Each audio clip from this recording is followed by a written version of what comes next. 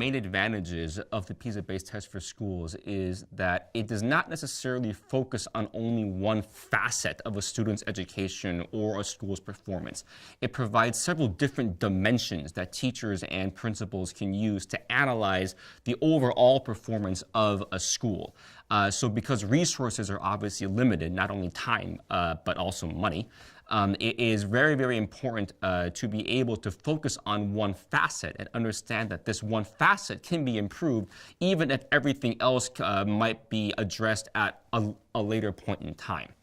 So for example, if a school notices that its reading performance is actually much lower with respect to their country's national average than, say, the mathematics performance or the science performance, then this school might decide to focus on reading because it seems to be the weakest subject overall.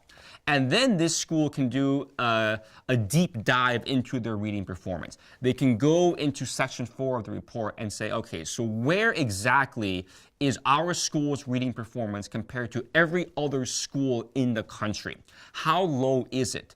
And are there specific things that we can do to improve the reading section? And for that, they can go to section 3. And they can go into all of the information that the report provides about the different types of readers, or what we call reader profiles.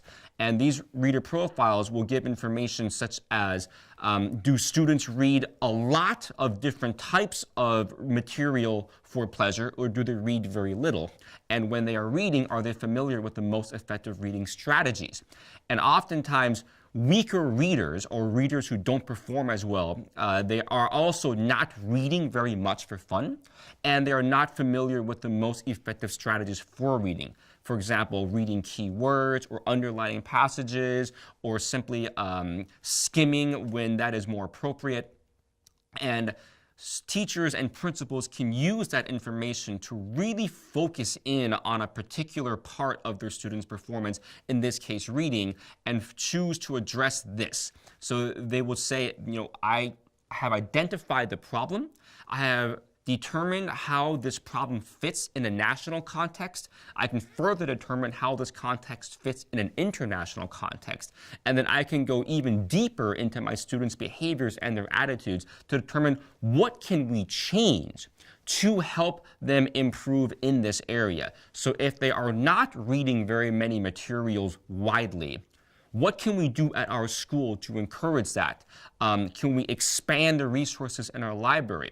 Can we have our English and our reading and our language instructors motivate students to read more in class? Maybe we can have a monthly book club at the school. And I'm referencing these activities because these are activities that other schools who have taken the PISA-based test for schools have done in order to improve the reading performance of their students, and in particular to make them read more.